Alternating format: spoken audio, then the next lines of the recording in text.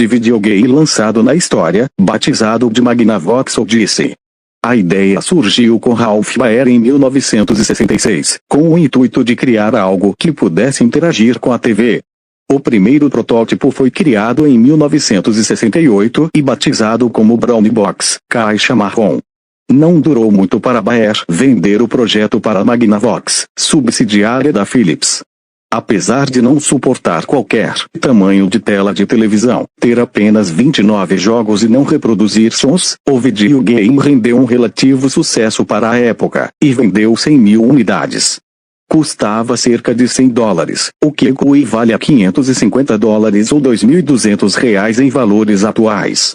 Dada a simplicidade dos processadores disponíveis, os jogos não tinham cores e ambientes complexos. Além disso, o jogador precisava colocar um filtro plástico, vendido com os game cards, na frente da tela da TV para dar a ilusão de linhas, cenários, cores e contornos durante o gameplay. Para completar, o Odyssey era vendido com dados, fichas de pôquer, dinheiro de mentira e tabelas de pontuação. A ideia era que os jogadores encarassem o game como um tipo de jogo de tabuleiro digital, daí a necessidade desses acessórios curiosos. Responsável por revolucionar a história dos games, o Atari foi lançado em 1977 e carrega histórias curiosas por trás.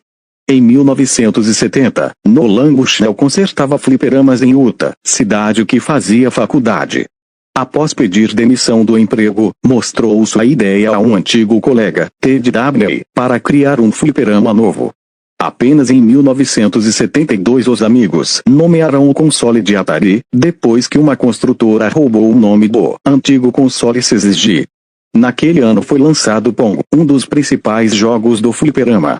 O Atari foi ganhando forma com o tempo, mas ainda não era suficiente, já que os amigos queriam jogar o fliperama em casa. Em 1976 o primeiro protótipo de videogame doméstico foi lançado. Com um videogame inovador para a época, Nolan poderia lançar qualquer jogo para consoles Atari. Partindo dessa ideia, Nolan e Ted pediram ajuda de um garoto chamado Steve Jobs para montar o Breakout, um dos maiores sucessos da Atari. O fim do início da Atari aconteceu em 1976 também. Steve Jobs saiu para fundar a Apple. Nolan Bushnell precisava de dinheiro para investir no game, então ele vendeu para a Warner. Daí em diante nasceu Pac-Man e Donkey Kong, computadores e outras revoluções tecnológicas da segunda parte da Atari. O Mega Drive da Sega chegou para criar mais uma geração de videogames com seus jogos de fitas. O console fez grande sucesso ao criar um controle com manoplas, mas principalmente por apresentar novas cores, gráficos e sons. Quem não se lembra do Sonic? O jogo idealizado pela Sega era o principal concorrente do Super Mario Bros., herói dos consoles da Nintendo nos anos 90. Na década de 90 foi grande sucesso e até hoje é possível encontrar consoles em bons estados de conservação. Assim como o Nintendo 64, o Mega Drive perdeu popularidade após a chegada da Sony com o PlayStation 1. Então surgiu o PlayStation, que então dominou a história do videogame. Tudo começou quando a Sony decidiu apostar nos jogos em CD, no entanto, a Nintendo achava cedo abandonar os cartuchos e fitas. Sem acordo, então elas se separaram. O primeiro videogame da Sony, o famoso PlayStation 1, chegou às lojas japonesas em 1994, ainda competindo com os consoles das gerações anteriores. De início não agradou ao público, era difícil adaptar aos novos gráficos e ao controle moderno.